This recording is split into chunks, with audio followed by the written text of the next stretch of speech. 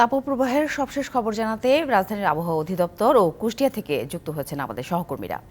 প্রথমে যেতে চাই সাব্বির রোজের কাছে। সাব্বির, আজকের দিনে তাপমাত্রা কেমন থাকবে, কি বলছে আবহাওয়া অধিদপ্তর? সাথে আপনি জানেন দেশের বিভিন্ন অঞ্চলে চলছে তীব্র তাপপ্রবাহ। তো এই তাপপ্রবাহের বিষয়ে আবহাওয়া অধিদপ্তর বলছে যে কালকের চেয়ে আজকে দিন ও রাতের তাপমাত্রা কিছুটা বাড়বে এবং এই অবস্থাটা চলতে থাকবে বেশ কয়দিন তারা ধারণা করছে, যেহেতু তারা 3 দিন পর্যন্ত একটি পূর্বাভাস দিয়ে আসে। তো তারা ধারণা করে নিচ্ছে যে এই সপ্তাহ এরকম চলবে। এর মধ্যে এপ্রিলে যা হয় স্বাভাবিকভাবে কালবৈশাখী ঝড়, সেই বিচ্ছিন্ন কিছু ঝড় বৃষ্টি হতে পারে, সেটা সিলেট অঞ্চলে বেশি সম্ভাবনা রয়েছে। কিন্তু এই ঝড় বৃষ্টির পরেও আবহাওয়া বা তাপমাত্রা অপরিবর্তিতই থাকবে, কারণ সেটা অঞ্চলভেদে কিছুটা কমবে। আর বিশেষ করে চুয়াডাঙ্গা, কুষ্টিয়া, খুলনা, মেহেরপুর, যশোর এই অঞ্চলগুলোতে তাপমাত্রা আরও কিছুটা বাড়বে গতকালের চেয়ে, এবং ক্রমেই তা বাড়ছে। এর কারণ হিসেবে দায়ী করা হচ্ছে আমাদের ভৌগোলিক অবস্থান, যেটা কারণ এই অঞ্চলগুলোর পশ্চিমে রয়েছে পশ্চিমবঙ্গ, যেখানে আছে হচ্ছে সমতল ভূমি, আবহাওয়া অধিদপ্তর যা বলছে।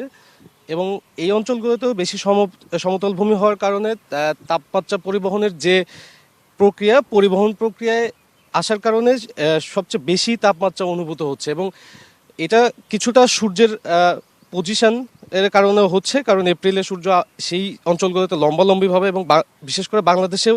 ওয়ালটন ফ্রিজ কিনে অনেকের মতো আপনিও হয়ে যেতে পারেন মিলেনিয়াল। সেরা পণ্যের সেরা অফার।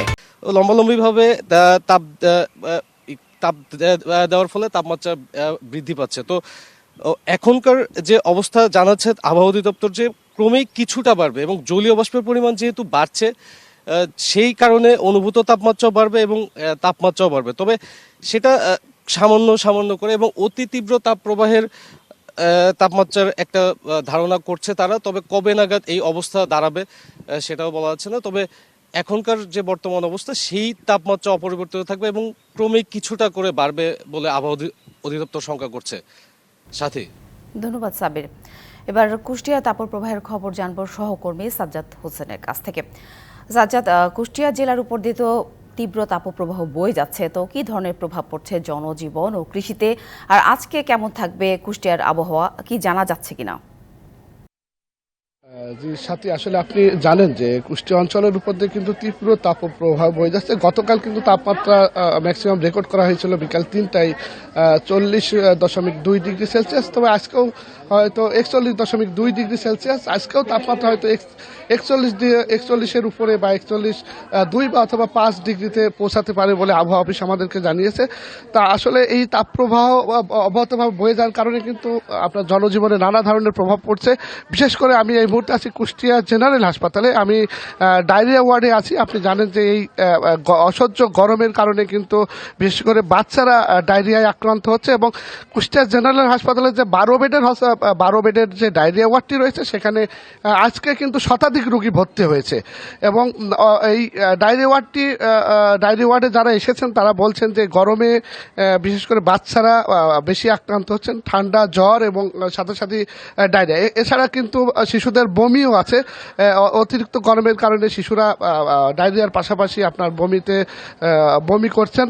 তো চিকিৎসকরা যেটা জানিয়েছেন যে গত 2 দিনে এখানে রোগীর সংখ্যা অব্যাহতভাবে বাড়ছে, এবং গরম যদি অব্যাহত বাড়তে থাকে এই রোগীর পরিমাণ আরও বাড়বে। যেহেতু এখানে বেডের সংখ্যা খুবই অল্প, এই জন্য মেঝেতে কিন্তু রোগীদের দেখছেন যে গাদাগাদি করে থাকতে হচ্ছে, এবং এখানে কিন্তু পর্যাপ্ত স্যালাইনের ব্যবস্থা রয়েছে, পাশাপাশি অন্যান্য যে ওষুধের ব্যবস্থা সেটাও এখান থেকে হাসপাতাল থেকে সরবরাহ করা হচ্ছে বলে রোগীরা আমাদেরকে জানিয়েছেন।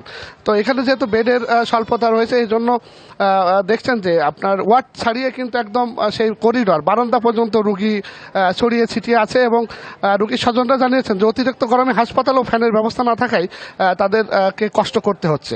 তো এই অবস্থার মধ্যে শুধু মানব স্বাস্থ্য খাতে যেমন বিরূপ প্রতিক্রিয়া পড়ছে, আপনি বলছিলেন কৃষিতেও কিন্তু এর একটা বড় প্রভাব পড়ছে। বিশেষ করে এই মুহূর্তে বড় ধান মাঠে রয়েছে, ধানের পানির যে অপর্যাপ্ততা পানি রয়েছে বা পানি পাওয়া যাচ্ছে না, লেয়ার নিচে নেমে গেছে, এই কারণে কিন্তু ধানের ছিটা হওয়ার সম্ভাবনা এই মুহূর্তে দেখা দিয়েছে। পাশাপাশি অন্য যে সবজি রয়েছে মাঠে, সেই সবজির উপরে বিরূপ প্রভাব পড়তে শুরু করেছে।